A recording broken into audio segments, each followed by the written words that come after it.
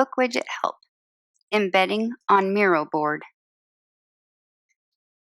I like to embed book widgets on my Miro whiteboard so they are easily accessible and I don't have to toggle back and forth from one online platform to my BookWidget account. I find the widget I want to share. I click the drop-down menu, Share.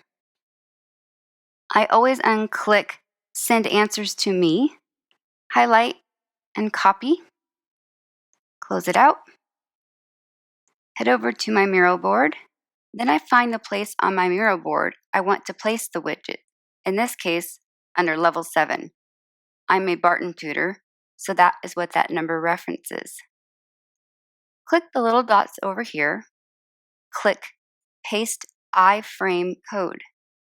I paste my widget code that I copied and click Embed. Side note, notice it is tiny.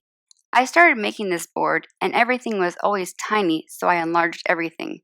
I do know it defaults to a broad view and I can scroll in, but being new to Miro boards, I just made everything huge. So rather than edit everything to small, I've just made all new content large. I place the widget where I want it on my board. I like to create a color-coded frame because I'm very visual and having levels labeled as colors is easier for me and I like the visual organization. I create a title,